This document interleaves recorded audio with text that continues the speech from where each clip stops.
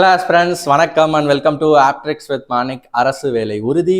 இன்னைக்கு நம்ம பார்க்க போற ஒரு வீடியோ என்ன அப்படின்னு பார்த்தீங்கன்னா, பாண்டிச்சேரி அசிஸ்டன்ட் ப்ரிப்பேர் பண்றாங்க இல்லையா, அவங்களுக்காக கண்டக்ட் பண்ணப்பட்ட ஒரு மார்க் டெஸ்டோடைய டீடைல்டு குவான்ட் சொல்யூஷன் தான் பார்க்க போறோம். இது வந்து பாண்டிச்சேரி அசிஸ்டன்ட் மட்டும் தான் பார்க்கணும்னு இல்லைங்க. பாண்டிச்சேரி ஆஸ்பிரன்ஸ் தமிழ்நாடுல எந்த எக்ஸாம் நீங்க ப்ரிப்பேர் பண்ணிட்டு இருந்தாலும் பார்க்கலாம். ஏன்னா இது எஸ்எஸ்சி சிஜிஎல் பேட்டர்னை பேஸ் பண்ண ஒரு எக்ஸாம் தான். ஓகேவா? ஸோ நிறைய ஷார்ட்கட்ஸ், நிறைய ட்ரிக்ஸ், நிறைய டிப்ஸ் வந்து இந்த 25 கொஷின்ஸ்ல வந்து அடங்கியிருக்கு. ஒரு ஃபுல் மீல்ஸ் தான் சொல்லணும். ஓகேவா? எஸ், அதுதான் பார்க்க போறோம். ஸோ அதுக்கு முன்னாடி இந்த கொஸ்டின் பேப்பர் நிறைய பேர் வந்து டஃப் இல்லை ரொம்ப இந்த மாதிரி வரவே வராது எக்ஸாம்ல அப்படின்னு சொல்றாங்க. அதை நான் அனலைஸ் பண்ணி சொல்றேன். என்ன டாபிக் அது ஈஸியாக கஷ்டமான்ற வரைக்கும் நம்ம அனலைஸ் பண்ணி சொல்றோம். ஓகேவா? அதனால தான் எனக்கு 2 days ஆயிடுச்சு இந்த மார்க் டெஸ்ட் நடந்து போடுறதுக்கு. ஏன்னா அது எக்ஸாம்ல கேட்டிருக்காங்களா அப்படின்னு நான் உட்காந்து கூகுள் பண்றதுக்கு. ஓகேவா? எஸ், நான் அனலைஸ் சொல்றேன். ஸோ ஃபர்ஸ்ட் ஆஃப் ஆல் நம்ம வந்து நேர்மை ஐஏஎஸ் அகாடமிங்க, இதுதான் வந்து அந்த மார்க் டெஸ்ட்டை கண்டக்ட் பண்ண அகாடமி.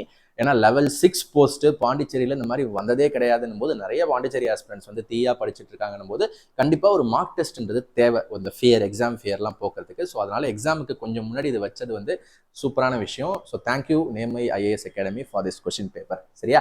S, super. இப்போ எல்லா ஆஸ்பிரன்ட்ஸ்க்கும் இதுக்கு இருக்க ட்ரிக்ஸ் யூஸ் ஆகும்னு சொல்லிட்டோம். எல்லா 25 கொஸ்டின்ல வந்து என்னோட அனாலிசிஸ் என்ன அப்படின்னு பார்த்தீங்கன்னா, இந்த 25 கொஸ்டின்ல எல்லாமே எல்லாம் டஃப் இல்லைங்க. ஓகேவா? கொஞ்சம் ரேர் ஏரியாஸ் வந்து கேட்டிருக்காங்க. ரொம்ப ரெகுலரான கேட்கப்படுற ஏரியால இருந்து கொஞ்சம் தள்ளி போய் கேட்டிருக்காங்க. தவிர டஃப்லாம் கிடையாது, மீடியம் தான் சொல்லணும். இந்த 25ல 5 வந்து அவுட் ஆஃப் சிலபஸ்ங்க. அதை ஃபர்ஸ்ட் சொல்லிடுறேன். குறிப்பாக அட்வான்ஸ் மேக்ஸ் ஏரியாஸில் ஒரு 5 கொஷின்ஸ் வந்து இது வரைக்கும் கேட்கவே இல்லை. எந்த கொஷின் பேப்பர்லையுமே வந்து நானும் சர்ச் பண்ணிட்டேன், நெட்டில் எல்லாத்துலேயுமே பார்த்துட்டேன். ஒரு 5 கொஷின்ஸ் வந்து எஸ்எஸ்சி ரயில்வேஸ் எதுலையுமே கேட்கப்படல. அது எல்லாமே ஸ்கூல் மேக்ஸ் கொஷின்ஸாக இருக்குது. டிரைவேஷன் வச்சு தான் சால்வ் பண்ணும். ஸோ அந்த மாதிரி எஸ்எஸ்சி பேட்டர்னில் வராது. Let's wait and see. ஓகேவா? டயர் 1ல தெரிஞ்சிடும். அதனால இந்த 5 கொஷின்ஸ் நம்ம எதுன்னு காட்டுறேன். ஓகேவா? அது அவுட் ஆஃப் சிலபஸ். மீதி இருக்க 20ல் வந்து ஒரு 16 கேள்விகள் ஈஸி தான். அதை நான் என்னன்னு சொல்றேன். மீதி 4 டஃப், ரொம்ப சால்வபிளா இருக்கு. ஸோ டீசன்ட் ஸ்கோர் என்ன அப்படின்னு பார்த்தீங்கன்னா, கண்டிப்பா நீங்க 15 அட்டன் பண்ணி ரைட் வாங்கியிருக்கணும். ஆன்சருக்கு விட்டுட்டாங்க. இல்ல ஒரு 12நாலும் ஓகே தான். ஏன்னா பார்த்து பயந்துருப்பீங்க, என்னடா இப்படிலாம் இருக்குன்னு. ஒரு 12 இருக்கும். பட் ரியல் எக்ஸாம் இன்னும் ஈஸியா தான் இருக்கும். அது அடிச்சு சொல்லலாம். சரியா? 12 எடுத்திருந்தாலே ஓகே. இல்லை கம்மியாக இருந்தாலும் வருத்தப்படாதீங்க. ப்ரிப்பேர் பண்ணிட்டே இருங்க ப்ரீவியஸ் இயர் எஸ்எஸ்சி பேட்டர்னை வச்சு. So 15 is okay. 15க்கு மேலே எதுவாக இருந்தாலும் நீங்கள் சூப்பர் தான் சொல்லணும். சரியா? ஓகே. ஸோ இதான் என்னோட அனாலிசிஸ். ஸோ சால்வ் பண்ண ஆரம்பிச்சிடலாம். ஸோ அதுக்கு முன்னாடி உங்களுக்கு டயர் 2க்கு இன்னும் கொஞ்சம் நல்லா ப்ரிப்பேர் பண்ணும். எல்லா எக்ஸாம்ஸுக்குமே நம்ம கிட்ட குவான்ஸ் அண்ட் ரீசனிங் கோர்சஸ் இருக்கு. இந்த ஸ்லைடை ஜஸ்ட் பாஸ் பண்ணி செக் பண்ணுங்க. கண்டிப்பாக பாண்டிச்சேரி அசிஸ்டன்ட் ப்ரிப்பேர் பண்ணுறவங்களுக்கு கண்டிப்பாக யூஸ்ஃபுல்லாக இருக்கும். நிறைய பேர் யூஸ் பண்ணிட்டு இருக்காங்க, நல்ல ரிசல்ட்ஸ் கொடுத்துட்டு இருக்கோம் அப்படின்னு சொல்றாங்க. இது வந்து வாட்ஸ்அப் நம்பர், ஏதாவது டவுட்னா காண்டாக்ட் பண்ணுங்க. சரியா? எஸ். ஸோ ஜஸ்ட் பாஸ் பண்ணி படிச்சுக்கோங்க. டைம் இல்லை, நம்ம வீடியோக்குள்ளே போயிடலாம். ஓகேங்க. இப்போ இதை வந்து நம்ம எக்ஸாம் ஓரியன்டடாக சால்வ் பண்ணுவோம். ஃபர்ஸ்ட் கொஸ்டின் வந்து ஈஸி அப்படின்னு வச்சிருக்கேன். கவுண்டிங் அப்படின்ற டாபிக் இந்த மாதிரி வந்துகிட்டே இருக்கும் எல்லா எக்ஸாம்லையுமே. சரியா? எப்படி பண்ணணும்னு பார்ப்போம். At a certain time in a park the number of heads, இந்த மாதிரி ஹெட் கவுண்டிங், லெக் கவுண்டிங் பண்ணுவாங்க. ஓகேவா? Heads and legs of monkeys and human visitors. யூஸ்வலாக வந்து ஹென்ஸு கோட்ஸு, ஹென்ஸு கவுஸுன்னு வரும். monkeys and human visitors are counted and it was found that there are 54 heads. மொத்தம் 54 தலையை எண்ணியிருக்காங்க. லெக்கை மட்டும் எண்ணும்போது 148 எண்ணியிருக்காங்க. நம்பர் ஆஃப் monkeys இவ்வளோ எண்ணின இந்த டைமில் நம்பர் ஆஃப் monkeysே எண்ணிருக்கலாம்ல. ஸோ இந்த காமெடி கிளாஸில் எப்பயுமே நான் பண்ணுவேன். ஸோ மொக்கையாக இருந்தால் விட்டுருங்க. ஸோ நம்பர் ஆஃப் monkeys என்னன்னு சும்மா ஆப்டிடியூட் டெஸ்ட் பண்ணுறாங்க இல்லையா? சரி, இந்த மாதிரி வந்துச்சுனாலே நீங்கள் என்ன பண்ணணும்னா, ஃபர்ஸ்ட் மங்கி மனிதன் 2 இருக்காங்களா? மங்கிக்கு ஒரு தலை, மனிதனுக்கும் ஒரு தலை. அதை வச்சு டிஃபரன்ஷியேட் பண்ண முடியல. சரி, ஆனா மங்கிக்கு 2 லெக், சாரி மங்கிக்கு 4 லெக், 4மே லெக் தான். இப்படி வச்சு சாட்டன் இருக்கிறதுனால இது லெக், இது ஹேண்டுன்னு நினைச்சுக்காதீங்க. மங்கிக்கு 4மே லெக் தான், மனிதனுக்கு 2 லெக் தான். ஓகேவா? அப்ப நீங்க என்ன எடுத்துக்கணும்னா, இந்த 2 ஸ்பீஷீஸ்ல எதுக்கு கம்மி லெக்ஸ் இருக்குன்னு எடுத்துக்கணும். ஃபர்ஸ்ட் மனுஷனுக்கு தான் 2 லெக்ஸ். மனுஷனை தூக்கிட்டு வாங்க, ஃபிக்ஸ் பண்ணுங்க. என்ன ஃபிக்ஸ் பண்ணணும்னா, உங்களுக்கு ஒரு வேல்யூ கொடுத்துருக்காங்கல்ல, 54 தலை இருக்கு, 148 கால் இருக்கு அப்படின்னு சொல்றாங்க இல்லையா? இப்ப இருக்கிற 54 தலை இருக்குன்னு என்ன அர்த்தம்? மொத்தம் 54 ஜந்துக்கள் இருக்குன்னு அர்த்தம். ஏன்னா தலைன்னா எல்லாத்துக்கும் ஒண்ணு தானே. 54 தலை இருக்குன்னா மொத்தம் ரெண்டுத்தையும் சேர்த்து 54 இருக்குன்னு அர்த்தம் அந்த பார்க்ல.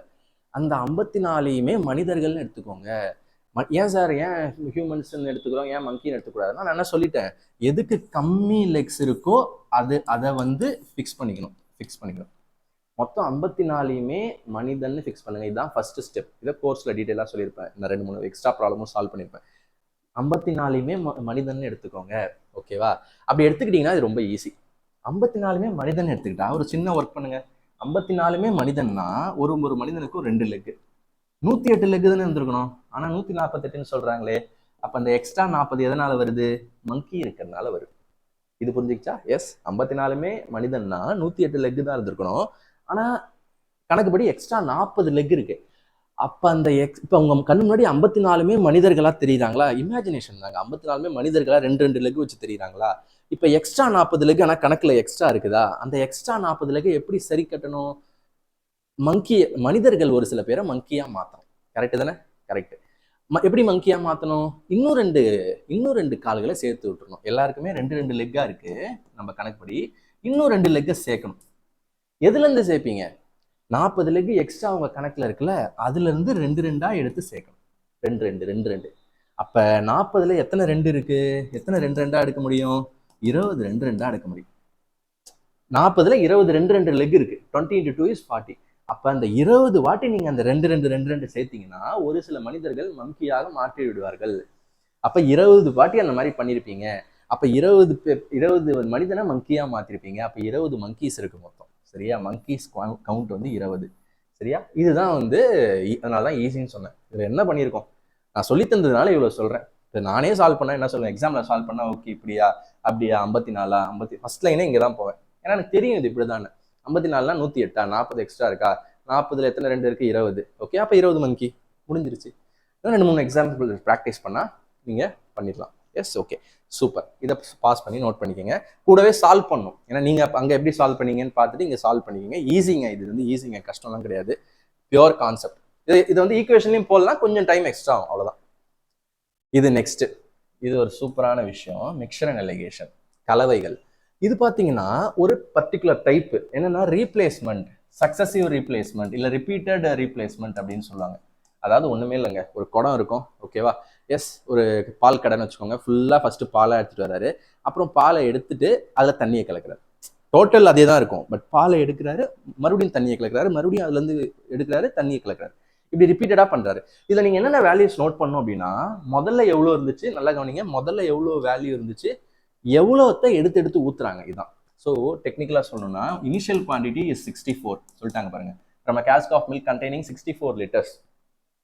8 liters are drawn out. இப்போ அடிக்கடி அந்த ரீப்ளேஸ் பண்றாங்களா, எடுத்து ஒரு பெரிய குடத்துல இருந்து ஒரு சின்ன டம்ளர்ல எடுத்து ஊத்துறாங்க. அந்த சின்ன டம்ளர் தான் ரீப்ளேஸ்மெண்ட். 64 லிட்டர்ல இருந்து 8 லிட்டர் எடுக்கிறாங்க. அப்ப அந்த 8 தான் ரீப்ளேஸ்மெண்ட்.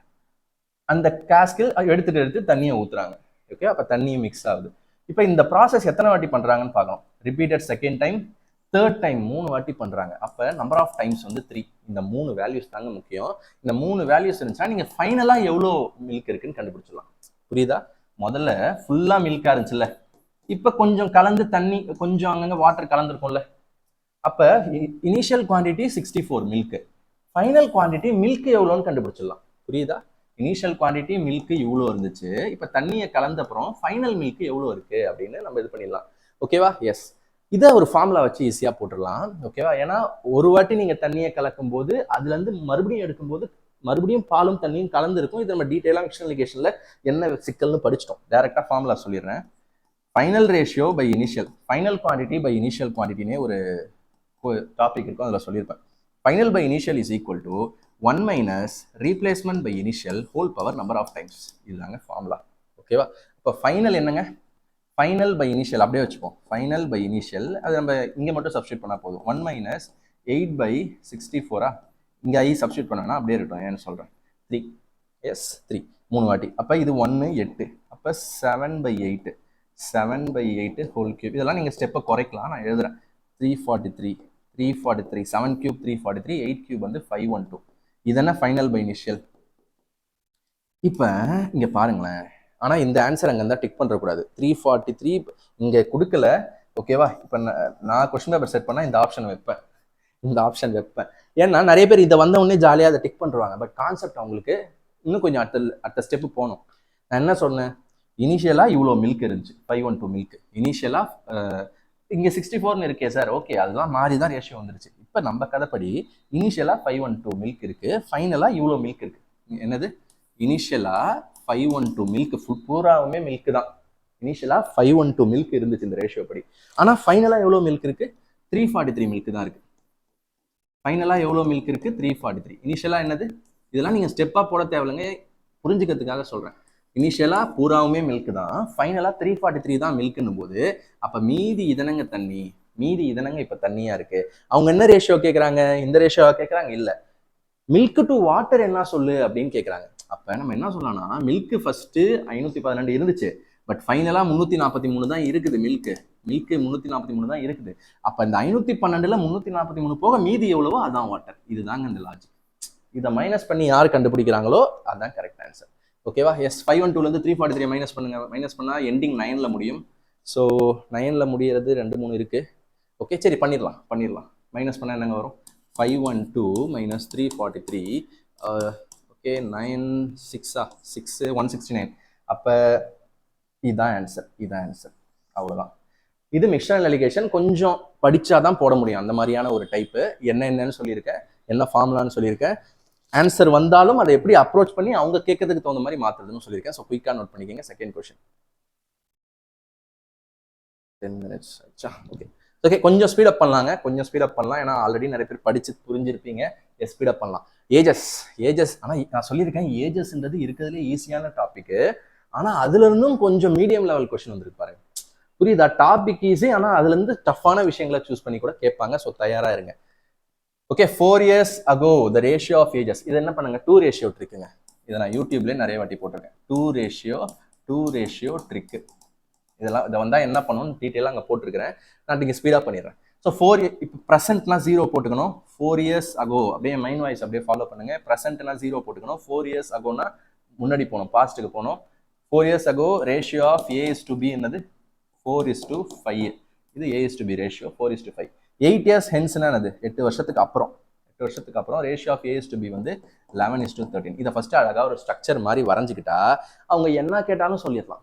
அவங்க என்ன கேட்குறாங்கன்றது அடுத்த விஷயம், அதை நான் படிக்க கூட மாட்டேன். இதை ஃபர்ஸ்ட் அந்த ஒரு ஒர்க் அவுட்டை பண்ணிட்டு தான் வருவேன். என்னன்னா x ஈக்குவல் டு, அந்த எக்ஸ் என்னன்னு சொல்லிட்டு ஏஜஸ் வீடியோவில் சொல்லியிருக்கேன். இப்போ நான் சொல்கிறேன். x equal to first time difference. ஓகேவா? எக்ஸ் என்னது? First time. இந்த 2 காலகட்டத்துக்கும் எவ்வளோ கால இடைவெளி, வருட இடைவெளி இருக்குது? இது ஒரு 4 வருஷம், இது ஒரு 8 வருஷம், 12. ஓகேவா? 12.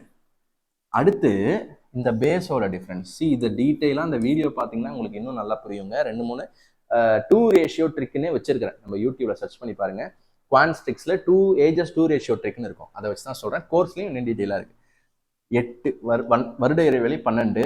First base difference 2.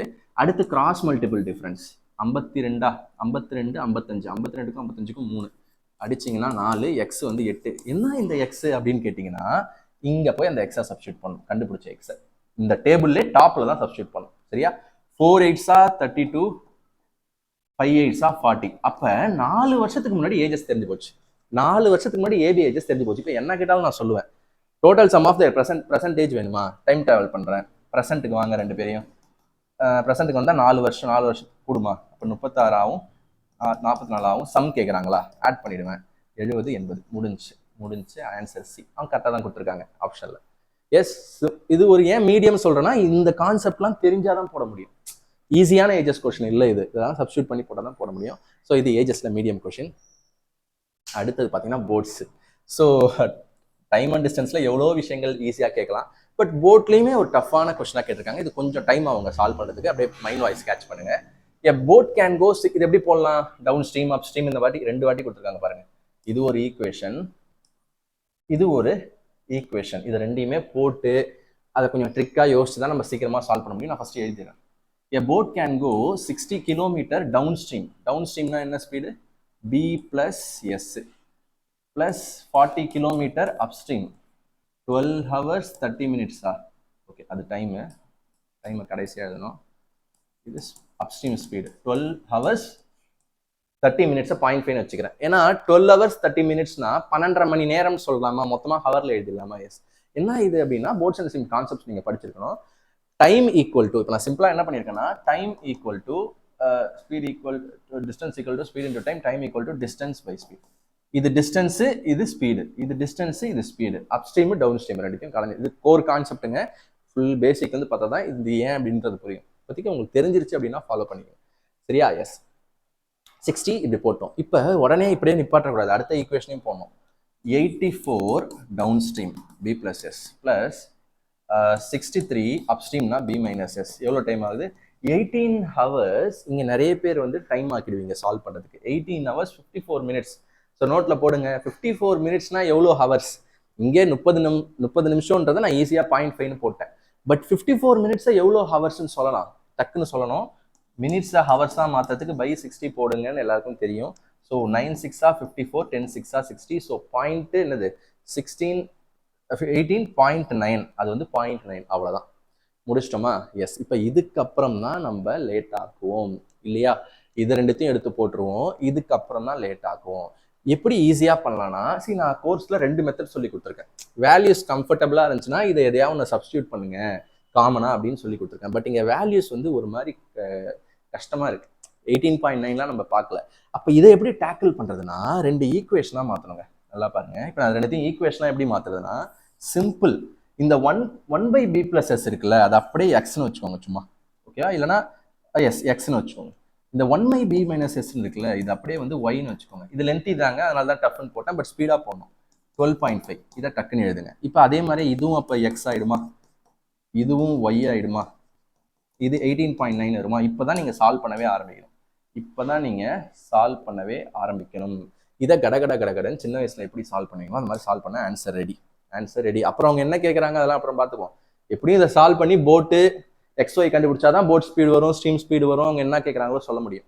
First XY கண்டுபிடிங்க. ஓகேவா? எஸ். இதே நிறைய பேர் ரொம்ப பதட்டமாக ரொம்ப பெருசாகவும் பார்க்கக்கூடாது. ஏன்னா இங்கே பாருங்க, இதில் காமனாக ஒரு 5 ஃபர்ஸ்ட் தூக்குங்க. 12 5s are 60, 8 5s are 40, 2 5s are 10, 5 5s are. இப்போ கொஞ்சம் சின்னதாகிடுச்சா? பார்க்கறதுக்கு கொஞ்சம் சின்னதாக இருக்கா? எஸ். இப்போ நீங்கள் என்ன வேணால் கண்டுபிடிக்கலாம். எக்ஸை ஃபர்ஸ்ட் கண்டுபிடிக்கலாம், ஒய்யை உங்கள் இஷ்டம் தான். பட் எனக்கு எது கம்ஃபர்டபுளாக இருக்குன்னா, இது 12xஆ, இந்த 12 into 7 பண்ணால் 84 வந்துடும். அது தெரியணும். 12 7s are 84 அப்படின்றது தெரிஞ்சிருச்சு அப்படின்னா ஈஸியாக நீங்கள் என்ன பண்ணிப்பீங்க, இந்த ஈக்குவேஷனை 7ஆல் மல்டிப்ளை பண்ணிப்பீங்க. புரியுதா? இது இவ்வளோ வேலை இருக்குது. ஸ்பீடாக பண்ணலாமா? எஸ். 12 into 7 என்னது? 84. அதுக்கு தான் பண்ணணும் 7ஆல். இப்போ 8 into 7 என்ன? 56 ஒய்யு. இப்போ இதையும் 7ஆல் பண்ணணும். 2.5 into 7 என்ன? 140, ஒரு 35, 175. கரெக்டாக? ஸோ அங்கங்கே முக்கியமான ஒரு பெரிய ஒரு சம் பெருசாக போகுது அப்படின்னா சின்ன சின்ன வேல்யூஸ் வந்து கொஞ்சம் டைம் எடுத்துங்க. ஏன்னா இவ்வளோ கஷ்டப்படுறீங்க, இதனால தப்பாயிடக்கூடாது. சரியா? ஸோ 2.5 5 தான் 33, 14 17, 17.5. இவ்வளோ தாங்க, முடிஞ்சிருச்சா? இப்போ உங்களுக்கு தேவையானது இது ரெண்டுத்தையும் மைனஸ் பண்ணால் கிடைச்சிரும், கேன்சல் ஆயிரும். அப்போ ஒய் ஈஸியாக கிடைச்சிரும். மைனஸ் பண்ணுங்க. 4 7 எஸ் 6 7y ஈக்குவல் டு, இப்போ பாருங்க உங்களுக்கு அழகான ஒரு வேல்யூ வரும் பாருங்க. அப்போ y ஈக்குவல் டு 0.2 இல்லையா? 0.2 தானே? கரெக்டாக 0.2. அவ்வளோதான். இப்போ இதுலேருந்து எக்ஸை ஃபஸ்ட்டு கண்டுபிடிச்சிட்டு அப்புறம் போகலாம். எக்ஸை கண்டுபிடிங்க. இப்போ ஒய்யை கொண்டு போய் சப்ஸ்டியூட் பண்ணும்போது நல்ல சிம்பிளான ஈக்குவேஷனில் போய் சப்ஸ்டியூட் பண்ணணும், இல்லைனா அது இன்னும் டைம் ஆக்கி விட்டுரும். ஒய்யை கொண்டு போய் இதில் சப்ஸ்டியூட் பண்ணுங்க. அடிச்சு வச்சிருக்கீங்களா அந்த equation? 12x + 8y, 8 into 2.2 1.6 equal to 2.5. இப்போ 12x ஈக்குவல் டு மைனஸ் பண்ணிங்கன்னா இந்த பக்கம் போயிடும். ஸோ 0.9 வருதா? 0.9. அப்போ அடிச்சிங்கன்னா என்ன வரும்? இங்கே போடுறேன். அடிச்சிங்கன்னா ஸோ ஒய் கிடச்சிருச்சு. எக்ஸ் இங்கே போடலாமா? Yes. X equal to 4 3s are 12, 0.33s are 9. அப்போ 0.3/4ன்னு வருது. ஓகே, 0.3/4ன்னு வருது. அப்புறம் நம்ம என்ன வச்சுக்கலாம்? இப்படியே வச்சுக்கலாமா? எஸ். இல்லை அப்புறம் பார்த்துக்கலாமா? 0.3/4. ஓகே, நம்ம அப்புறம் கூட பார்க்கலாம். இப்படி வச்சுக்கலாம், ஏன்னா இதை அடிச்சிருக்க டைம் ஆகும். ஓகே, இப்படி வச்சுக்கலாம். இப்போ என்ன சொல்கிறாங்க அப்படின்னா, நம்மளுக்கு எக்ஸ்ஒய்ன்றது நம்ம சால்விங்காக இப்படி வச்சோம் இல்லையா? எக்ஸ்ஒய்ன்றது நம்மளோட சால்விங் கம்ஃபர்ட்டுக்காக வச்சோம். பட் ஆக்சுவலாக அதெல்லாம் என்னது? எக்ஸ்ன்றது என்னது? 1 by b plus s. புரியுதா? எக்ஸ்ன்றது என்னது? 1 by b plus s. ஒய்ன்றது என்னது? 1 by b minus s. அதெல்லாம் எழுதிட்டு இருக்க டைமில் எக்ஸாமில், ஓகேவா? அதை புரிஞ்சுக்கணும். ஓகேவா? எஸ். அப்போ ஃபஸ்ட்டு ஒய் நல்லா இருக்கு, அதை சால்வ் பண்ணிடுவோம். ஒய்ன்றது என்ன சொன்னோம்? 1 by b minus s. 1 by b minus s upstream speed. அப்போ இது வந்து 0.2ன்னு சொல்கிறாங்க. அப்போ அப்படியே கிராஸ் மல்டிப்ளை பண்ணிங்கன்னா b minus s equal to 1/0.2ன்னு வரும். 1/0.2. அப்போ 1/0.2னா 10/2ன்னு மாற்றிக்கலாம். மேலேயும் கீழையும் 10 மல்டிப்ளை பண்ணி. அப்போ b minus s வந்து 5ங்க. எவ்வளோ அழகாக வந்துருச்சு பாருங்க. இதுக்கு தான் இவ்வளோ உழைப்பு. ஓகேவா? b minus s 5. இப்போ அதே மாதிரியே இதை பண்ணுங்க. 1 by b plus s equal to 0.3/4. அப்போ அப்படியே ஒரு திருப்பினீங்க அப்படின்னா 4/0.3 வரும். அப்போ ரெண்டு பக்கமும் 10 மல்டிப்ளை பண்ணிங்கன்னா 40/3 வரும். ஓகேவா? எஸ், 40/3 முடிஞ்சிருச்சா? ஸோ வேற ஏதாவது நம்ம தப்புல ஒன்றும் பண்ணல. சரி, இந்த மாதிரி வர்றதுனால பயப்படாதீங்க. இந்த மாதிரி வருது 40/3லாம் வருது அப்படின்னா பயப்படவே கூடாது. ஏன்னா இந்த சம்முடைய நேச்சரே அதுதான், இப்படிதான் வருது. அப்போ நம்மளுக்கு என்ன தேவை அப்படின்னு இப்போ பார்த்துப்போம். இப்போ இந்த ரெண்டு ஈக்குவேஷன் கண்டுபிடிச்சிங்களா, இதுக்கப்புறம் போட்டு கேட்டாலும் கண்டுபிடிச்சிருவீங்க, ஸ்ட்ரீம் கேட்டாலும் கண்டுபிடிச்சிருவீங்கல்ல. அதுக்கு நம்ம கோர்ஸ்ல டீட்டெயிலாக பார்த்துருக்கோம்ல எப்படின்னு. எஸ், இப்போ என்ன கேட்குறாங்கன்னா, what is the speed nearest integer, அவங்களே பாருங்க, நியரஸ்ட் அப்ராக்சிமேட்டாக கண்டுபிடி போதுன்னு தான் சொல்றாங்க. Of the boat in still water. Boat in still வாட்டர்னா என்ன கண்டுபிடிக்கணும்? பி கண்டுபிடிக்கணும். போட் இன் ஸ்டில் வாட்டர்னா என்ன கண்டுபிடிக்கணும்? பி கண்டுபிடிக்கணும். அப்போ பி வேணா என்ன பண்ணணும்? ரெண்டுத்தையும் ஆட் பண்ணா போதும். ரெண்டுத்தையும் ஆட் பண்ணா 2b வந்துடும், எஸ்எஸ் போயிடும். ஆட் பண்ணீங்கன்னா எப்படி வரும்? சரி, நிறைய பேர் வந்து ஆட் பண்ணும்போது 5 + 40/3 அப்புறம் அந்த கிராஸ்லாம் பண்றீங்க. சிம்பிளா ஆட் பண்ணும்போது இங்க by3 இருக்கா? நல்லா கவனிங்க, இங்க by3 இருக்கா? அப்ப இங்கேயும் by3 கொண்டு வரணும். என்ன பண்ணணும்? இதை 15/3 எழுதலாமா? இது 40/3. அப்ப இது இங்கேயும் by3 இருந்துச்சுன்னா எனக்கு ரெண்டுத்தையும் ஆட் பண்றதுக்கு வசதியா இருக்கும். புரியுதா? இந்த இடம் ரொம்ப, இதெல்லாம் கால்குலேஷன் ட்ரிக்ஸுங்க. இதெல்லாம் எல்லா எக்ஸாமும் யூஸ் பண்ணிக்கலாம். எல்லா எக்ஸாம்லயும் இந்த ட்ரிக் வேற எங்கேயா போய் யூஸ் ஆகும். அதனால நோட் பண்ணிக்கோங்க. இதெல்லாம் by3 அப்படின்னும் போது 55/3 ஆயிடுச்சு. ஓகேவா? ஆட் பண்ணும்போது ஈஸியா எனக்கு இப்போ பார்த்தே இந்த 5 நான் 15/3 போட்டா எனக்கு பார்த்தே ஆட் பண்ற மாதிரி 55/3 ஆயிடுச்சு. அப்போ எஸ்எஸ் கேன்சல் ஆயிடுச்சு, 2b. அப்போ ஒரு b என்ன? 55/6. ஆனா அவங்க என்ன கேட்டாங்க? போட் ஸ்பீடு வந்து அப்ராக்சிமேட்டா நியரஸ்ட் இன்டிஜர் சொல்லுன்னு சொன்னாங்க. இப்போ 9 6 54. 9 6 54. நியரஸ்டா சொல்லணும்னா 9.1 அப்படின்னு வரும். 9 வச்சுக்கலாம். இப்போ ஆன்சர் பாருங்க, 9 தான் இருக்கு. ஆன்சர் வந்து அவங்களும் கரெக்டான ஆன்சர் 9. இது டயர் 2ல கேட்கலாம். டயர் 1ல இந்த மாதிரி கேட்கறது ரேர் தான், அபூர்வம். ஓகேவா? டயர் 1ல இதெல்லாம் கேட்டால் விட்டுறணும். ஃபர்ஸ்ட் நீங்க நான் எதெல்லாம் டஃப்னு போட்டிருக்கணும் ஸ்கிப் பண்ணிடணும். எக்ஸாம்ல கடைசியாக தான் அட்டன் பண்ணணும். எடுத்த உடனே அட்டன் பண்ணா இப்போ நான் சொல்றதுக்கு இவ்வளோ நேரம் ஆச்சு, நான் சால்வ் பண்ணா எனக்கு இதை விட ஒரு பாதி டைம் ஆகும். ஓகேவா? அதனால விட்டுட்டு கடைசியாக சால்வ் பண்ணணும். சரியா? எஸ், இதை நோட் பண்ணிக்கிறீங்களா? கண்டிப்பாக இதுக்கு உங்களுக்கு டைம் ஆகும் நோட் பண்ணுறதுக்கு. ஸோ ஃபர்ஸ்ட் ஈக்குவேஷன் ஃபார்மிங், அப்புறம் அந்த ஈக்குவேஷனை இங்கே பாஸ் பண்ணி நோட் பண்ணிக்கிங்க. அப்புறம் நான் இதை எப்படி வைக்கிறேன். அப்புறம் போட் ஸ்பீடை கண்டுபிடிக்கிறதுக்கு இவ்வளோ ஸ்டெப்ஸ் இதில் நிறைய இருக்குங்க. ஓகே, ஸ்டெப்ஸ் நிறைய இருக்கு, ஸ்கூலில் படித்த மாதிரி போடணும். ஓகேவா? S, super. ஸ்பீடு தாங்க. நீங்கள் வந்து ஒரு சில இடத்துல ஸ்டெப்ஸ் எல்லாம் அவாய்ட் பண்ண முடியாது. உங்கள் ஸ்பீடை வச்சு அதை நீங்கள் சீக்கிரமாக முடிச்சுக்கணும். ஓகேவா? ஸோ இது பாருங்க, இப்போ இவர்களோ கஷ்டப்பட்டு ஒரு போட் சம் போட்டிங்களா, அப்படியே பக்கத்துலேயே வந்து ஒரு ஈஸியான டைம் டிஸ்டன்ஸ் ஸ்பீட் சம்மும் வரும். ஈஸி, அல்ட்ரா ஈஸி சம் வரும். அதுக்கு அவ்வளோ நேரம் ஆச்சு, இதுக்கு எவ்வளோ கம்மியான நேரம் ஆகுதுன்னு பாருங்க. இப்போ அன்புன்றவர் ஒரு ஜேர்னியை வந்து 9 ஹவர்ஸ்ல ஃபினிஷ் பண்றாராம். இது பாருங்க, ஹி டிராவல்ஸ் ஃபர்ஸ்ட் ஆஃப் வந்து இந்த ஸ்பீடு, செகண்ட் ஆஃப் வந்து இந்த ஸ்பீடு, இந்த மாதிரி ஈக்குவல் டிஸ்டன்சஸ். ஓகேவா? இப்போ இந்த மாதிரி ஒருத்தர் வந்து பாண்டியிலேருந்து சென்னை போறாரு ஒரு ஸ்பீட்ல, அடுத்து சென்னையிலேருந்து பாண்டி வராரு வேற ஸ்பீட்ல. இந்த மாதிரி ஈக்குவல் டிஸ்டன்சஸ் வெவ்வேறு ஸ்பீட்ல டிராவல் பண்ணாலே ஆவரேஜ் ஸ்பீடு ஃபார்முலா யூஸ் பண்ணிக்கலாம்னு சொல்லிட்டேன். ஓகேவா? நான் சொல்லிட்டேன், கோர்ஸை சொல்லிட்டேன். எப்போ இந்த ஃபார்முலாவுக்கு யூஸ் பண்ணணும்? ஈக்குவல் டிஸ்டன்சஸ், எப்போ ரெண்டு ஈக்குவல் டிஸ்டன்சஸை வேற டிஃப்ரெண்ட் ஸ்பீட், வெவ்வேறு ஸ்பீட்ல 2 டிஃப்ரெண்ட் ஸ்பீட்ஸ்ல போறாங்களோ அப்பதான் நீங்க இந்த ஃபார்முலா யூஸ் பண்ணணும்னு சொன்னேன். இல்லாட்டி லாஜிக்கலா போறதான் பெஸ்ட்னு சொன்னேன். அப்ப இதுல இருந்து ஆவரேஜ் ஸ்பீட் ஃபர்ஸ்ட் கண்டுபிடிச்சலாமா? ஆவரேஜ் ஸ்பீடு கண்டுபிடிச்சிடலாம். ஸ்பீடு இருக்கு, டைம் இருக்கு, அப்ப டிஸ்டன்ஸ் கண்டுபிடிச்சிடலாம்ல. ஏன்னா ஃபார்முலா என்ன?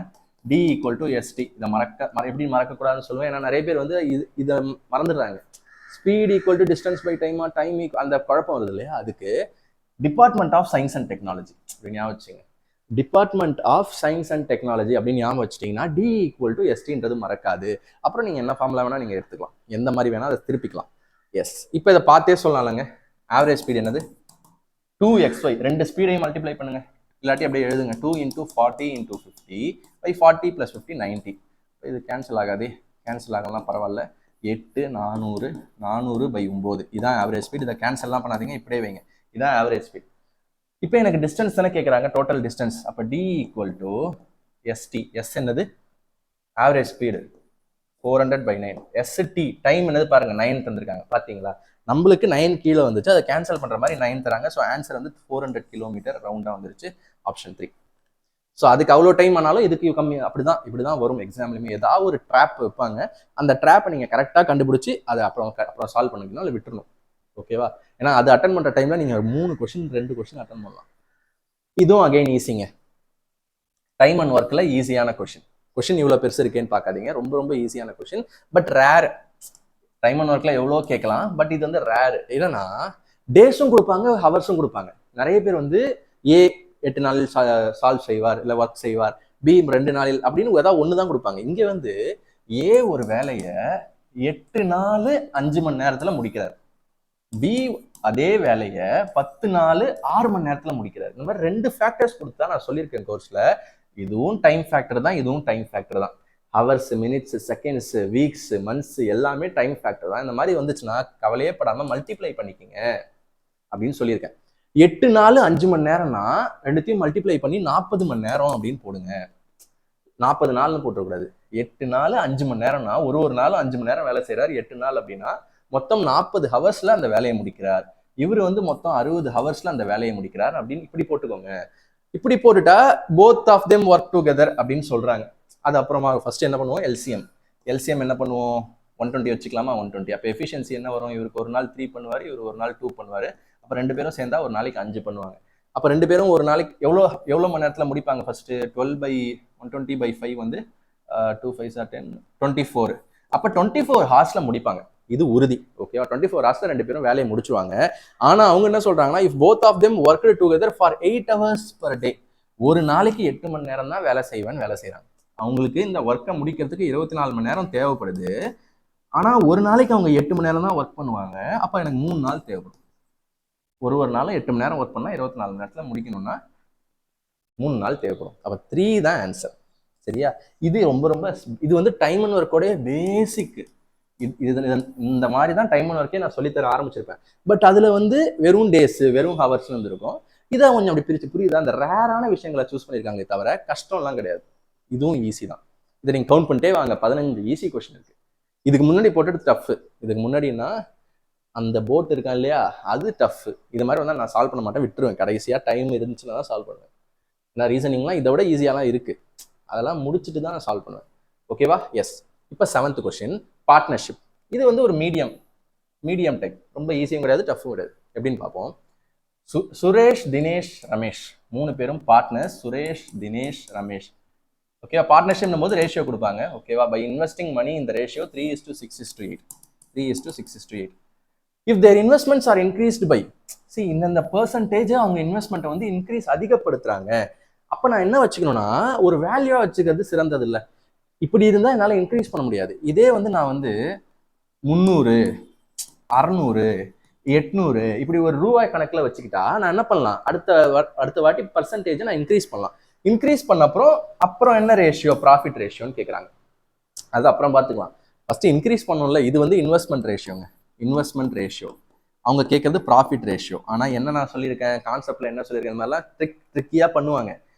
ஆனால் நான் என்ன சொல்லியிருக்கேன், நீ எவ்வளோ முதலீடு பண்ணியோ, ஓகேவா, ஏன்னா எல்லாருமே சேம் டைமுக்கு தான் முதலீடு பண்ணுறாங்க. நீ எவ்வளோ முதலீடு பண்ணியோ அந்த ரேஷியோவில் தான் உனக்கு ப்ராஃபிட் வரும். நீ போட்ட முதலுக்கு தகுந்த ப்ராஃபிட் தான் உனக்கு வரும். அப்போ இதே ரேஷியோ தான். அதனால அந்த வார்த்தையை பார்த்து பயப்படாதீங்க. என்ன ப்ராஃபிட் ரேஷியோ கேட்குறாங்க, இன்வெஸ்ட்மெண்ட் இது என்ன கஷ்டம், அப்படிலாம் இல்லை. இன்வெஸ்ட்மெண்ட் நான் எவ்வளோ போட்டிருக்கேன்ப்பா, அடுத்து நான் இன்க்ரீஸ் பண்ணுறேன். இன்க்ரீஸ் பண்ணுங்க, 5% இன்க்ரீஸ் பண்ணுங்க. இதில் 5% என்ன, 10% 30. அப்போ 5% 15. 15 இன்க்ரீஸ் பண்ணால் 315. கரெக்டா? கரெக்ட். இவர் என்ன பண்ணுறாரு, 15% இன்க்ரீஸ் பண்ணுறாரு. அப்போ 10% 60, 5% 30. புரியுதா? எப்படி கண்டுபிடிக்க பாருங்க. 10% 60, 5% 30. அப்போ 90 ரூபா சேர்த்தா இவ்வளோ இன்க்ரீஸ் பண்றாரு. சரியா? இப்போ இவர் பாருங்க, இவர் எவ்வளோ, 20%. 20%னா 160 ரூபா. இப்போ பாருங்க, இப்போ இதுதான் ப்ராஃபிட் ரேஷியோ. அப்போ இதுதான் இன்வெஸ்ட்மெண்ட் ரேஷியோ. சாரி, இதுதான் இன்வெஸ்ட்மெண்ட் ரேஷியோ. அப்போ இதுதான் ப்ராஃபிட் ரேஷியோன்னு சொல்லிட்டேன். அப்போ இது மூணுத்துக்கும் ரேஷியோ எடுக்கும்போது போட்டு அடிச்சு நவுத்தி அவங்க காயப்படுத்திட்டு இருப்பாங்க. டைம் இல்லை. இது ஒரு மீடியம் தான். இருந்தாலும் இதுல ஒரு ட்ரிக் அப்ளை பண்ணலாம் அப்படின்னா, 315, 690, 960 இப்படி வந்துருச்சு இல்லையா? ஃபர்ஸ்ட் 0 கேன்சல் பண்ண முடியாதா? ஓகே. இதுல எஸ், இதுல ஒரு முக்கியமான விஷயம் இருக்குங்க. முக்கியமான விஷயம் இருக்கு. மேபி ஏதோ நான் பார்த்தேன். இதுல 315, 690, 960 கரெக்டாக தானே போட்டிருக்கோம். ஓகே. மேபி ஒரு 5 டேபிள் மட்டும் ஃபர்ஸ்ட் அடிச்சிருங்க. ஓகே, 5 டேபிள் எது அடிக்காம போட முடியாது. 5 டேபிள் ஃபர்ஸ்ட் அடிச்சிருங்க. ஓகேவா? ஏன்னா 69, 31.5. ஓகே, சரி. 5 டேபிள் ஃபர்ஸ்ட் அடிங்க. 6 5s 30, 3 5s 15. Okay, 6 yes. இதுக்கப்புறம் தான் அந்த ட்ரிக் ஒர்க் அவுட் ஆகும், மறந்துட்டேன். 6 5s 30, 3 5s 15. இப்போ இதுக்கப்புறம் இதை போட்டு அடிச்சுட்டு இருக்காதீங்க. நான் என்ன சொன்னேன், இப்படியே பார்த்தா கஷ்டமா இருக்கு. இதை மட்டும் 5 ஏன்னா எல்லாமே 5ஆல போகும். இதை 5 டேபிள் அடிச்சிட்டிங்க. இப்போ இதெல்லாம் 5 டேபிள் அடிச்சு கொண்டு வரது கஷ்டம். பட் ஆனால் இங்க உங்களுக்கு 63 வந்துருச்சுன்னு தெரிஞ்சிருச்சா? 63 தான் வந்துருச்சு. இந்த எஸ்ஸுக்கான ரேஷியோ 63. அப்போ இங்க இருக்கிறது எது 63 மல்டிபிளா இருக்கு? இது 63 மல்டிபிளா இல்ல. ஏன்னா 63 வந்தப்புறம் அதுக்கப்புறம் குறையதான் செய்யும். ஒன்னு 63 இருக்கணும், இல்ல அப்ப அதுக்கப்புறம் குறையதான் செய்யணும். அப்போ 63 தான் அடிச்சு குறையணும். அப்போ அது 63 மல்டிபிளா இருக்கணும். 63/1, 63/2, 63/3. அப்போ இது 63 மல்டிபிளா இல்லை, இது 63 மல்டிபிளா இல்லை, இது 63 மல்டிபிளா. ஆமா, 63 3 அடிச்சிங்கன்னா உங்களுக்கு 21 வரும் இல்லையா? அப்ப ஏன் இதெல்லாம் கண்டுபிடிச்சு டைம் வேஸ்ட் பண்ணிட்டு இருக்கீங்க? இதெல்லாம் அடிக்கணும் 5 டேபிள்ல, அப்புறம் அதை ஒரு 3 அடிச்சுதான் 21 வரும்.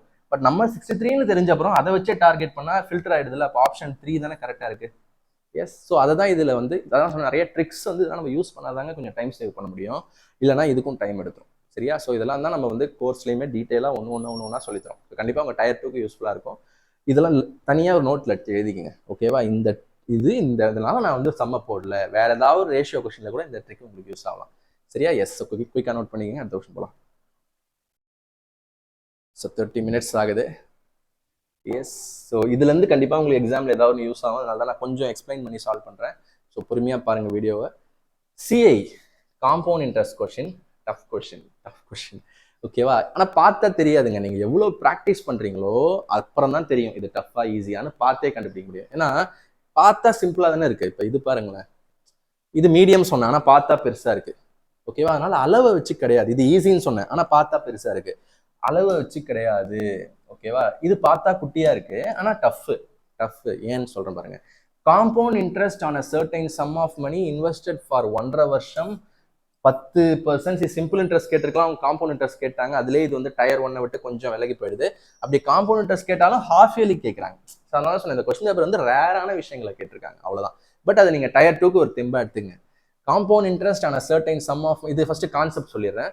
காம்பவுண்ட் இன்ட்ரெஸ்ட் ஹாஃப் இயர்லின்னு வந்துட்டாலே என்ன பண்ணணும்? ஹாஃப் இயர்லினா வருஷத்துக்கு 2 வாட்டி பிரிச்சு வட்டி போடும். இப்போ 10% ஒரு பர் ஆனம்னா ஒரு வருஷத்துக்கு 10% தான் ரேட் பர்சன்ட். ஆனால் ஹாஃப் இயர்லி வட்டி போகணும்னா 10% பாதியா பிரிங்க, 5%. புரியுதா? ஏன்னா 10% ஒரு வருஷத்துக்கு. ஹாஃப் இயர்லி போகணும்னா 6 மாசத்துக்கு ஒரு வாட்டி 5%, 6 மாசத்துக்கு அடுத்த 6 மாசத்துக்கு 5%. புரியுதா? அப்படிதான் வட்டி போடும். ஓகேவா? எஸ். அப்ப ஒரு வருஷத்துல 2 6 மாசம் இருக்கு. இவங்க 1.5 வருஷம் கொடுத்துருக்காங்க. புரியுதா? அப்ப அரை வருஷத்துக்கு போய் இது என்ன பண்ணலாம்? 3 வாட்டின்னு எடுத்துக்கலாம்.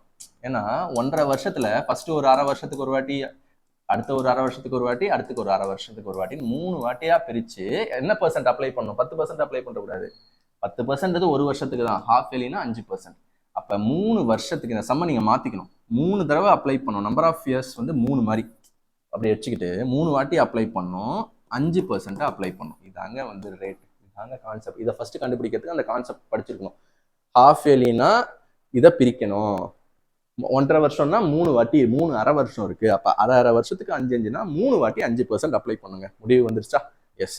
இப்ப எவ்வளவு ரூபாய்க்கே தெரியல. இங்க பாருங்க, compound interest on certain sum of money, ஏதோ சம் ஆஃப் மணி. எனக்கு பிரின்சிபலே கொடுக்கல, இந்த சம்ல பிரின்சிபலே கொடுக்கல. ஆனா 3 வருஷத்துக்கு 5% அப்ளை பண்ணா ஃபைனல் அமௌண்ட் கொடுத்துட்டாங்க. 5044 ஃபைனல் அமௌண்ட் கொடுத்துட்டாங்க. அப்ப இதுல இருந்து எப்படி கண்டுபிடிக்கிறது? எனக்கு இனிஷியல் அமௌண்ட் கொடுத்தால் நான் வந்து 3 வாட்டி அப்ளை பண்ணி ஃபைனல் அமௌண்ட் கண்டுபிடிப்பேன். பட் இங்க ஃபைனல் அமௌண்ட் கொடுத்துட்டு இனிஷியல் அவங்க கொடுத்துருக்கிறது இன்ட்ரெஸ்ட். ஓகே, ஃபைனல் அமௌண்ட் கூட இல்லை, இன்ட்ரெஸ்ட், காம்பவுண்ட் இன்ட்ரெஸ்ட்டை மட்டும் கொடுத்துட்டாங்க. காம்பவுண்ட் இன்ட்ரெஸ்ட்டை மட்டும் கொடுத்துட்டு எனக்கு இனிஷியல் அமௌண்ட் கேட்குறாங்க. How much is the amount அப்படின்னு. ஓகே, இனிஷியலா எவ்வளவு போட்டாங்க அப்படின்னு. சரி, வார்த்தையை வச்சு இது அமௌண்ட்ன்றதுனால ஃபைனல் அமௌண்ட் அப்படி இல்லைங்க. Compound interest certain sum of money அப்படின்னு ஏதோ ஒரு அமௌண்ட் அவங்க இன்ட்ரடியூஸ் பண்றாங்க. அப்ப தட்டுன்னு யூஸ் பண்றாங்க. தட்னா என்னது? அப்ப நீ போட்டிய ஒரு அமௌண்ட், அப்ப போட்ட அமௌண்ட்டை கேட்கறாங்க, பிரின்சிபலை கேட்கறாங்க. இதெல்லாம் வந்து core compound interest technical topics. ஓகேவா? படிச்சிடலாம், நீங்க மாஸ்டர் பண்ணா படிச்சிடலாம். ஒன்றுத்தையும் தனித்தனியா டைப்பா படிக்கணும், டைம் கொடுக்கணும். ஓகேவா? எஸ். இப்போ டேட்டா சிக்கல் புரியுதா? இப்போ எனக்கு பிரின்சிபல் இல்லாம எனக்கு இப்படி நான் இன்ட்ரெஸ்ட் கால்குலேட் பண்ணா, ஃபார்முலா வச்சு போனாலும் ஃபார்முலா கஷ்டம். காம்பவுண்ட் இன்ட்ரெஸ்ட் ஃபார்முலா என்னது? Amount equal to P into 1 + rate percent whole power number of இயர்ஸ்னும் போது எப்போ 3 வந்துருச்சோ நீங்க கியூப்லாம் பண்ற மாதிரி ஆயிடும். அதனால இந்த மாதிரி கொஸ்டின்ஸுக்கு நீங்க ஃபார்முலா மெத்தட் போகாதீங்கன்னு சொல்லுவேன். சரி சார், அப்போ என்னதான் பண்றது அப்படின்னா, நான் ஒரு மெத்தட் சொல்றேன், இதெல்லாம் டெலீட் பண்றேன், இது வேணா நோட் பண்ணிங்க. நான் ஒரு மெத்தட் சொல்றேன்.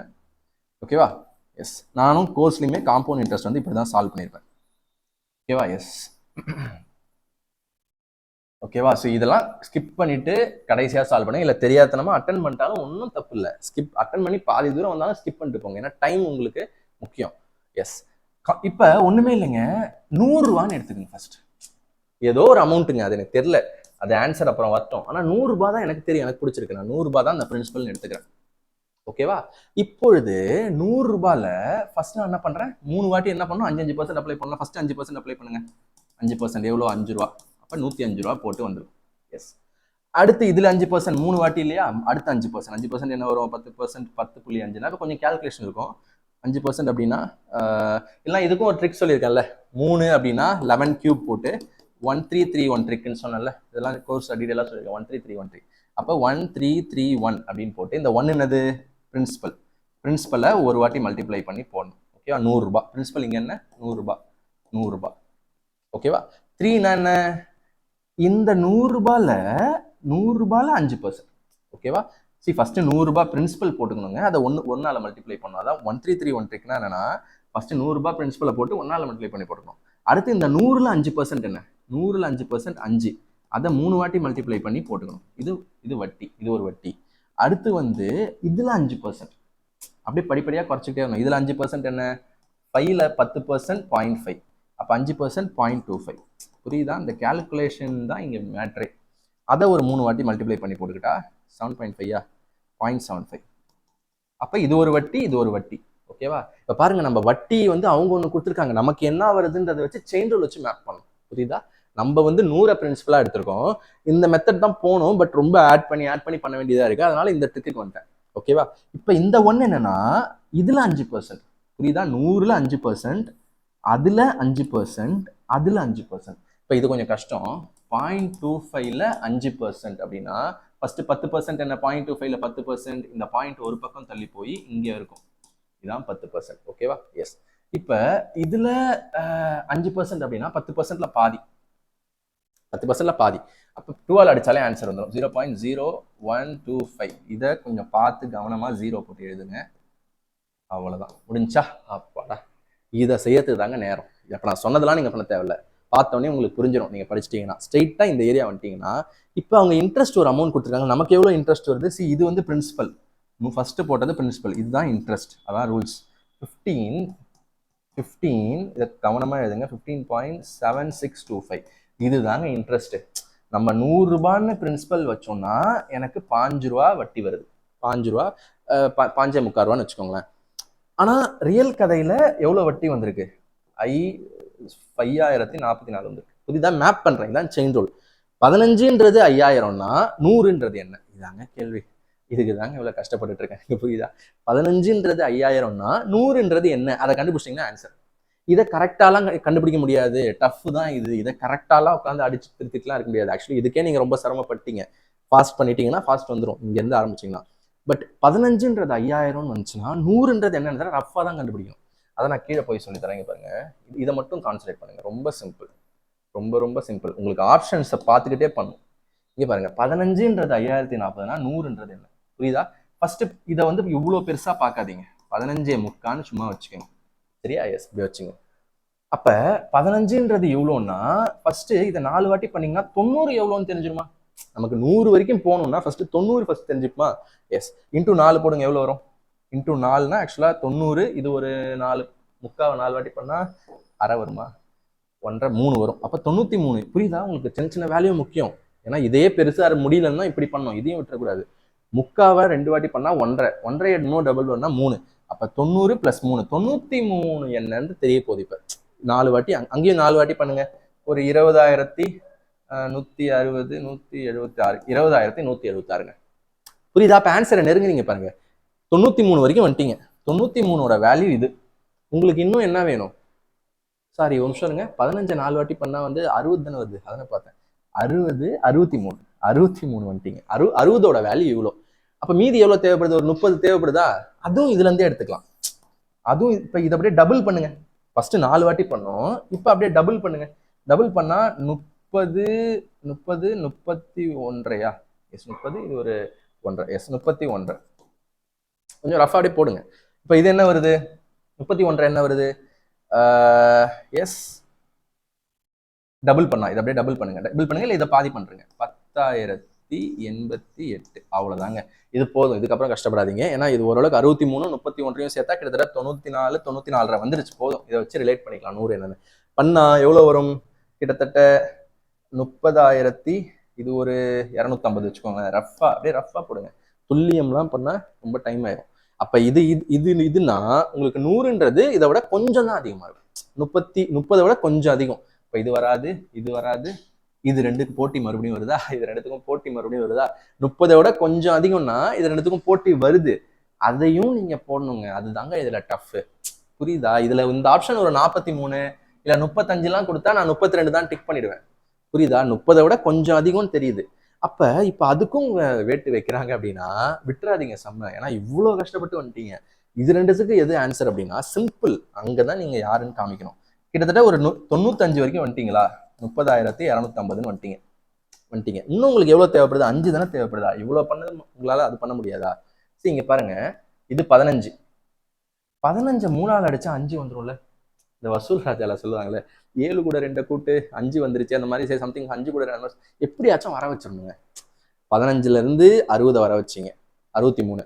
15ல இருந்து 31 வர வச்சிங்க. அதே மாதிரி 5 வர வைங்க போதும். இப்போ 3ஆல டிவைட் பண்ணுங்க. 3ஆல டிவைட் பண்ணீங்கன்னா எவ்வளவு வரும்? 5040. ஓரளவுக்கு ரஃபா. ஃபர்ஸ்ட் லெட்டர் மட்டும் பாருங்க, 1000 தானே ஆரம்பிக்குது, 13 தானே ஆரம்பிக்குது. அப்ப 95 5 தான் 100. அப்ப இது ரெண்டுத்தையும் ஆட் பண்ணா 31 சில்லறை தான் வருது. நம்ம கொஞ்சம் கொஞ்சம் விட்டு விட்டு போட்டிருக்கோம். அப்ப 32 தாங்க வரும். புரியுதா? 31 சில்லறை வருது.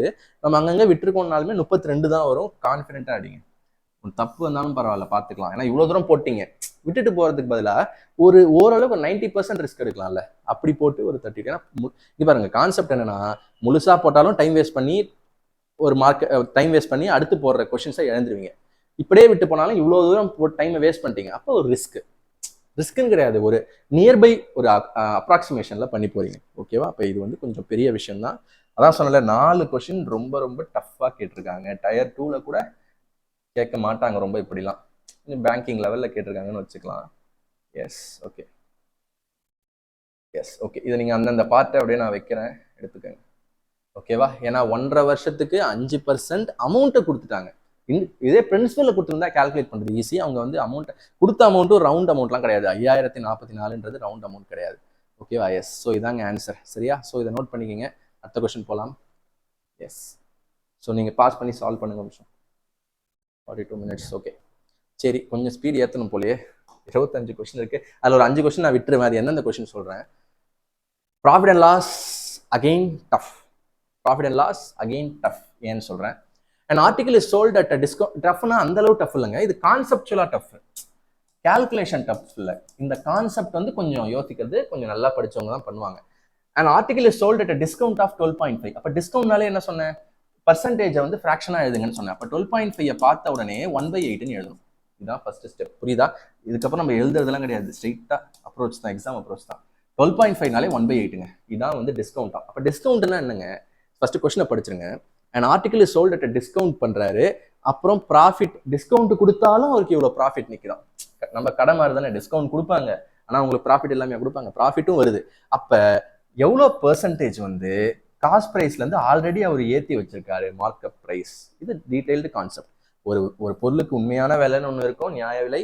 அதுல இருந்து என்ன பண்ணுவாங்க, ஸ்டிக்கர்ல ஏற்றி ஒட்டுவாங்க. அப்புறம் நம்மளுக்கு டிஸ்கவுண்ட் தர மாதிரி டிஸ்கவுண்ட் பண்ணி ஒரு செல்லிங் பிரைஸ்க்கு விற்பாங்க. எப்படி பார்த்தாலும் அவனுக்கு ப்ராஃபிட் தான். எஸ், கடைக்காரங்களுக்கு ப்ராஃபிட் தான். இப்போ எவ்வளோ பெர்சன்ட் ஏற்றி வச்சிருக்காங்க, இதை தான் கேட்குறாங்க. இந்த கான்செப்டை டீட்டெயிலாக மார்க்கெட் ப்ரைஸ்னே தனியாக ஒன்று டெடிகேட் பண்ணி அதை உரிச்சு மேஞ்சிருக்கும். ஓகேவா? ஏன்னா இது அவ்வளோ இன்ட்ரெஸ்டிங், பட் நிறைய ப்ராக்டிஸ் வேணும். இதை இப்போ முடிஞ்ச வரைக்கும் உங்களுக்கு எளிமையாக சொல்கிறேன். டஃப் தான் இது. இந்த வேல்யூஸ் ரொம்ப டஃப். 12.5ன்றது என்னது? Discount percentage. ப்ராஃபிட் வந்து 15%. 15%னா என்னங்க எழுதலாம்? என்ன ஃப்ராக்ஷன் எழுதலாம்? டக்குன்னு சொல்லுங்க பார்ப்போம். 15/5 100 போட்டு அடிக்கிறீங்களா? சரி, அடிங்க. 3/20. 3/20. 5%னா 1/20ன்னு தெரியுது இல்ல? 5%னா 1/20. அப்ப 15%னா 3/20. ஓகே, 3/20. இப்படி போட்ட உடனே நீங்க என்ன பண்ணணும்னா, டிஸ்கவுண்ட்னா என்னது? டிஸ்கவுண்ட்னா என்னது? எனக்கு மார்க்கெட் பிரைஸ்ல இருந்து டிஸ்கவுண்ட் தராங்க. எப்பயுமே அவங்க ஒரு விலையை ஏற்றி வச்சு அதுல இருந்து டிஸ்கவுண்ட் தருவாங்க. அப்ப மார்க்கெட் பிரைஸ்ல இருந்து தான் டிஸ்கவுண்ட் தராங்க. 8 ரூபா மார்க் பிரைஸ்னா 1 ரூபா அதுல தள்ளி விற்கிறாரு. தள்ளி வித்து எனக்கு செல்லிங் பிரைஸ் எவ்வளவு கிடைக்குது? 1 ரூபா குறைச்சி எனக்கு 7 ரூபா தராது. இதுதான் செல்லிங் பிரைஸ். ஓகேவா? எஸ். இப்பொழுது 20 ரூபாய். இப்ப இது ப்ராஃபிட் பெர்சன்ட் என்ன அப்படின்னா, சரி பாருங்க ஃப்ரெண்ட்ஸ், இப்ப ப்ராஃபிட் பெர்சன்ட் அப்படின்றது காஸ்ட் பிரைஸ்ல இருந்து தரது. புரியுதா உங்களுக்கு? காஸ்ட் பிரைஸ்ல இருந்து தரது. ஏன்னா நான் அவருக்கு பிசினஸ் மேன் ஆங்கிள் 20 அப்படின்னா 3 ரூபா ப்ராஃபிட் வைக்கிறாரு. 3 ரூபாய் ப்ராஃபிட் வச்சு சரி என்ன பண்றாரு அப்படின்னா, 23 அப்படின்னு விற்கிறார். புரியுதா? திருப்பி சொல்றேன், 8 ரூபா. இது வந்து டிஸ்கவுண்ட் எதுல தருவாங்க? அவங்க வச்ச லேபிள் பிரைஸ் அதை காமிச்சு டிஸ்கவுண்ட் தருவாங்க. அப்ப 8 ரூபாயை காமிச்சு அதுல 1 ரூபா டிஸ்கவுண்ட் தராரு, 7 ரூபாய்க்கு விற்கிறாருன்னு ஒரு கணக்காகுது. ப்ராஃபிட் அப்படின்னா 20 ரூபாய் அவர் வாங்கியிருக்காரு, காஸ்ட் பிரைஸ் 20 ரூபாய்க்கு வாங்கி அவருக்கு ஒரு 3 ரூபா அதுல ப்ராஃபிட் கிடைச்சு 23 ரூபாய்க்கு வித்திருக்காரு. ஆனா இடிக்குதுங்க, 7 ரூபாய்க்கும் வித்திருக்காரு, 23 ரூபாய்க்கும் வித்திருக்காருன்னு இடிக்குது இல்லையா? அப்படி இடிக்கிறத சரி கட்டிட்டா செம்ம சால்வ்டு. எப்படி இருக்கிறத சரி கட்டுறது அப்படின்னா, இங்க 7 இருக்கு, இங்க 23 இருக்கு, ஆனா ரெண்டுமே செல்லிங் பிரைஸ் தான், வேற எதுவும் மேட்ச் ஆகாது. பாருங்க, வேற எதுவும் மேட்ச் ஆகாது, இது 2 தான் மேட்ச் ஆகும். அப்ப 7ம் 23ம் 1 தான் போது 1 ஆக்கணும். எப்படி 1 ஆக்குறது? சிம்பிள் டெக்னிக் வந்து ரெண்டுமே பிரைம் நம்பர்ஸா இருக்கு, கோப்ரைமா இருக்குது. ஸோ அப்போ அதனால வந்து இதை 7ஆல மல்டிப்ளை பண்ணிக்கணும், இதை 23ஆல மல்டிப்ளை பண்ணிக்கணும். வேறு வழிகள் இல்லை, திஸ் அ டஃப் சம். ஓகேவா? இங்க ஒரு 24 இருந்து அங்க 8 இருந்துச்சுன்னா அதை 3ஆல மல்டிப்ளை பண்ணிக்கலாம். இங்க 23 அங்க 7ன்னு கொடூரமா இருக்கிறதுனால இப்படிதான் மேட்சப் பண்ணும். ஓகேவா? ஸோ அப்போ மல்டிப்ளை பண்ணுங்க, 140 ஒரு 21. அப்ப செல்லிங் பிரைஸ்ன்றது 161ங்க. 140 ஒரு 21, 161. டிஸ்கவுண்ட் இதை மட்டும் 24 மல்டிப்ளை பண்ணக்கூடாது. இந்த ஃப்ராக்ஷன் அப்படின்னா எல்லாத்தையுமே 24 மல்டிப்ளை பண்ணி மாத்திக்கணும். 23 123 23 823. அப்ப என்ன வரும்? 7 + 1 8. அப்போ ரெண்டுத்தையும் ஆட் பண்ணிக்கங்க, 184. இதான் மார்க் பிரைஸ். இப்போ அதே மாதிரி இதெல்லாம் பண்ணுங்க டக்குன்னு. இதை 7ஆல பண்ணா என்ன வருது? இதை 7ஆல பண்ணா அதே தான் வரும், 161. அதை விட்டுருங்க. இதை 7ஆல பண்ணா காஸ்ட் பிரைஸ் என்னது? 140. இதை 7ஆல பண்ணா 21. இப்போ இதாங்க வேல்யூஸ். இங்க பாருங்க எவ்வளவு லட்டு மாதிரி இருக்கு பாருங்க எனக்கு. அப்ப நான் ஒரு பொருளை, இது பாருங்க கதை அழகா சொல்லலாம். ஒரு பொருள் நான் 140 ரூபாய்க்கு பிசினஸ் கடைக்காரர் வாங்கியிருக்காரு, அவருக்கு 21 ரூபாய் லாபத்துக்கு வித்திருக்காரு. 160 ரூபாய்க்கு வித்திருக்காரு லாபம் போட்டு. ஆனா மக்கள் கிட்ட காமிக்கும் போது அதை வந்து 140 ரூபாய்க்கு தான் வாங்கியிருக்காரு. மக்கள் கிட்ட காமிக்கும் போது 184 ரூபான்னு காமிச்சு லைட்டா 23 ரூபாய் டிஸ்கவுண்ட் தர மாதிரி தந்து வித்துட்டார். எப்படி பார்த்தாலும் அவருக்கு ப்ராஃபிட் தான். ஓகேவா? இதுதான் கதை. இப்ப இதுல இருந்து இப்ப எனக்கு இவ்வளவு டீடைல்ஸ் தெரிஞ்சிச்சு. அவங்க என்ன கேட்டாலும் நான் சொல்லிடுவேன். என்ன கேட்கறாங்க? How much percentage above the cost பிரைஸ்க்கு மேல மார்க் பிரைஸ். அப்ப நம்மளுக்கு தேவை வந்து காஸ்ட் பிரைஸ்க்கு மேல மார்க்கெட் பிரைஸ். காஸ்ட் பிரைஸ்க்கு மேல மார்க்கெட் பிரைஸை எவ்வளவு பெர்சன்ட் ஏத்திருக்காரு அப்படின்னு கேட்கறாங்க. அப்ப எப்படிங்க கண்டுபிடிக்கிறது? காஸ்ட் பிரைஸ்க்கு மேல மார்க் பிரைஸ் எவ்வளவுங்க ஏத்திருக்காரு? 44 ரூபாய் ஏத்திருக்காரு. இது ஏத்தன விலை. அவங்க கேட்கறது பெர்சன்டேஜ். அப்ப எது கூட கம்பேர் பண்ணோம்? தேனுக்கு அப்புறம் என்ன இருக்கு? இல்ல ஓவருக்கு அப்புறம் என்ன இருக்கு? காஸ்ட் பிரைஸ்ல இருந்து எவ்வளவு ஏத்திருக்காரு. காஸ்ட் அவங்க சொல்றத பாருங்க, தமிழாக்கம் தான். காஸ்ட் பிரைஸ்ல இருந்து மார்க் பிரைஸை எவ்வளவு ஏத்திருக்காரு. அப்ப காஸ்ட் பிரைஸ்ல இருந்து தான் பேஸா வைக்கிறாங்க. அப்ப அந்த ஏத்தன அந்த 44 காஸ்ட் பிரைஸ் கூட தான் கம்பேர் பண்ணுவோம். இதெல்லாம் டீட்டெயிலாக நம்ம பார்த்துருக்கோம். இன்ட்டு ஒரு 100 போட்டா வேல்யூ முடிஞ்சிச்சு. பார்த்தீங்களா? கான்செப்டும் டஃப்பான கான்செப்ட், வேல்யூஸும் டஃப்பான வேல்யூஸுங்க. அதான் கடுப்பு இதில். சரி அடிங்க, 0 0 10 டிஸ்டர்ப் பண்ணாதீங்க, அதை அப்படியே விட்டுருங்க. 22 7. இப்போ 220/7. இதை அடிச்சிங்கன்னா ஆன்சர். எஸ் அடிக்கலாமா? எஸ். 3 7s 21, 17 31 ஆரம்பிக்குது. அவ்வளோதான், ஓரளவு தான் நம்மளால பண்ண முடியும். எவ்வளோ அடித்தாலும் தாங்க முடியாது. 31 வந்துருச்சா போதும், வேற எதுவும் இல்லை, போதும். 4th option right option. So 9 sum முடிஞ்சிருச்சா? ஆனால் இது நல்லா இருக்கும். சிம்பிள் இன்ட்ரெஸ்ட்ல டஃப்பான வர விஷயங்கள் காம்பவுண்ட் இன்ட்ரெஸ்ட்ல வர்றது ரொம்ப கொடூரமா வேல்யூஸ்லாம் போவோம். ஆனால் இந்த மாதிரியான வேல்யூஸ் வந்து ஈஸியாக தான் இருக்கும். ஓகேவா? டஃப்னாலும் ஜாலியாக தான் இருக்கும். எஸ், போர் அடிக்கிறதுல டஃப்பாகவே போட்டு இப்போ கொஞ்சம் ஈஸி. இதெல்லாம் வந்து அப்படியே பார்த்த உடனே சொல்லக்கூடிய கொஷின்ஸ். ரிடக்ஷன் இன் 15%, இதெல்லாம் தெரியுது இல்லைங்க, இது மாதிரி பார்த்துருக்கோம்லங்க. கோதுமை விலை குறையுது, ஸோ நிறைய வாங்கிக்கிறாங்க. Reduction in of 15% in the price of wheat enables a housewife to buy 6 kg more for ₹2720. இந்த மாதிரி வந்தாலே ஃபர்ஸ்ட் நீங்க என்ன பண்ணணும்னா இந்த ரிடக்ஷன் பெர்சன்டேஜ் ஃப்ராக்ஷன். எங்க பார்த்தாலும் நீங்க பெர்சன்டேஜ் தாங்க ஷார்ட்கட். பெர்சன்டேஜை ஃப்ராக்ஷனாக மாற்ற தெரியணும், பெர்சன்டேஜை கால்குலேட் பண்ண தெரியணும். அதனால தான் சொல்லுவேன், பெர்சன்டேஜை நல்லா படிங்க. பெர்சன்டேஜ் கால்குலேஷன் உங்களுக்கு நல்லா இருந்தாலே நீங்கள் பல இடங்கள்ல பல கொஷின்ஸை ஈஸியாக சால்வ் பண்ணலாம் அப்படின்னு சொல்லிக்கிட்டே தான் நான் இந்த கோர்ஸில் சொல்லிக்கிட்டே இருப்பேன். ஸோ அந்த வகையில் வந்து 15% ரிடக்ஷன் ஆஃப் 15% போது ஃபர்ஸ்ட் 15% போன சம்பளம் தானே பார்த்தோம், அதை வேற எதுக்கு போட்டுக்கிட்டு 15%னா என்னது? 3/20. கரெக்டு தானே? 3/20 அப்படின்னா என்ன அர்த்தம்னா, இதை ஃபர்ஸ்ட் புரிஞ்சுங்க. சால்வ் பண்ணணும்னு நினைக்காதீங்க, ஃபர்ஸ்ட் புரிஞ்சுக்கோங்க. Reduction in 15% of the price of wheat. அப்போ எனக்கு பிரைஸ் ஆஃப் வீட் ஃபர்ஸ்ட் இவ்வளோ இருந்திருக்கு, இனிஷியல் பிரைஸ் இவ்வளோ இருந்திருக்கு, இதில் இவ்வளோ ரிடக்ஷன் ஆயிருக்கு, இவ்வளோ குறைஞ்சிருக்கு. அப்போ ஃபைனலாக எவ்வளோ விற்றுருப்பேன்? 20லேருந்து 3 ரூபா குறைஞ்சா 17 ரூபாய்க்கு விற்றுருப்பேன். இதுதாங்க பேசிக் கான்செப்ட். ஒரிஜினல் என்ன வேணா இருக்கட்டும், பேசிக் 20 மடங்கு ஏதோ ஒரு விலை, அதில் 3 ரேஷியோ குறைஞ்சிருக்குன்னா ஃபைனல் வந்து 17 ரேஷியோவாக இருக்கும். ஆனால் அவங்க கேட்கறத பாருங்களேன், உங்களோட நல்ல நேரம் ரெடியூஸ்டு ப்ரைஸ் ஆஃப் த வீட். ரெடியூஸ்டு ப்ரைஸ்னா அது அதான் ஃபைனல் தான் அப்படி சொல்றாங்க. குறைஞ்சி வருது இல்லை, 20லேருந்து குறைஞ்சி ரெடியூஸ் ஆகி இது வருது இல்லை, அதனால தான் இதை வந்து ஃபைனல் ப்ரைஸ்னு சொல்லலாம், ரெடியூஸ்டு ப்ரைஸ்னு சொல்லலாம்.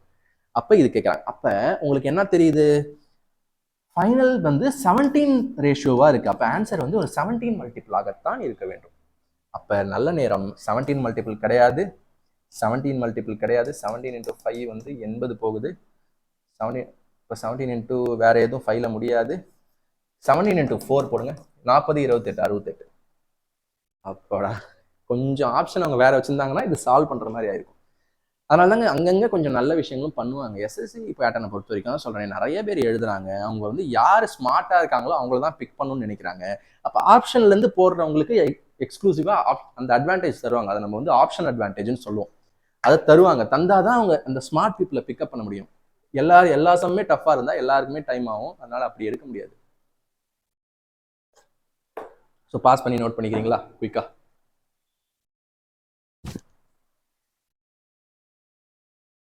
So yes, 10 questions over. இப்பொழுது அடுத்து வந்து ரேஷியோ. இப்போ நம்மளுக்கு வந்து ரொம்ப டஃப்பாக போட்டு போயிட்டாலும் நிறைய ஈஸி கொஷின். இதெல்லாம் பார்த்த உடனே எங்க பி கியூவா, இப்போ இதை பின்னு வச்சுக்கலாம், இதை கியூன்னு வச்சுக்கலாம். ஆனால் கியூ இங்கே ஒன்று இருக்குது, இங்கே ஒன்று இருக்குது, இங்கேயும் 4. அப்பாடா ஈஸி. எதனால் ஈஸின்னு சொல்கிறேன்னு தெரியுதா?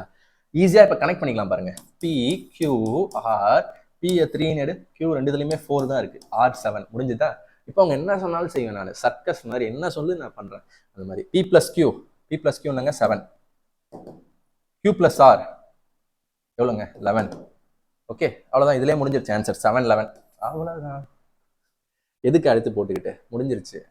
எஸ், அடுத்து இவ்வளோ நேரம் டைம் வேஸ்ட் பண்ணதை இதில் தான் பிடிக்கணும், அப்படி தான் மென்டாலிட்டி இருக்கணும் எக்ஸாமில். ஐயோ அந்த கொஸ்டினுக்கு டைம் வேஸ்ட் பண்ணுறோம், அடுத்த கொஸ்டின் இன்னும் ஷார்ட். Yes, there are. ஐயோ மீடியம் ஒன்றும் பிரச்சனை இல்லை, அப்படியே போடுங்க. இது வந்து ஈக்குவேஷனுங்க, பியோர் ஈக்குவேஷன். இது வரைக்கும் ஈக்குவேஷன் ஃபார்மிங்ல சம்மே ரொம்ப ஒரு சம் தான் போட்டு காட்டினேன் இல்லையா? இது சூப்பராக இருக்கும் பாருங்க. There are 75 students in a hostel. First question இதை புரிஞ்சுக்கிறதுக்கே ஒரு தனி திறமை வேணும். ஏன்னா இந்த கொஸ்டின் அந்த மாதிரி எல்லா கொஸ்டின் மாதிரி இது ஈஸியாக புரிஞ்சிக்க முடியாது. There are 75 students in a hostel. 15 பேர் நியூ அட்மிஷன் வராங்க, அப்போ 90 ஆகுறாங்க. ஓகே, இப்போ என்னன்னா மெஸ்ஸு. இப்போ மெஸ்ஸுக்கு ஃபீஸ் போகணும்ல, அது daily expenditure of the mess expense increased by 240. பாருங்க, டெய்லி எக்ஸ்பெண்டிச்சர்னா டெய்லி இப்போ ஒரு குடும்பத்தில் ஒரு 5 பேர் இருக்கிறதுக்கு பதிலாக ஒரு 10 பேர் இருந்தால் சாப்பாடு செலவு, டெய்லி செலவு அதிகமாக தான். அந்த மாதிரி 75 இருக்கும்போது ஒரு டெய்லி செலவாச்சு, 15 பேர் எக்ஸ்ட்ரா வந்ததுனால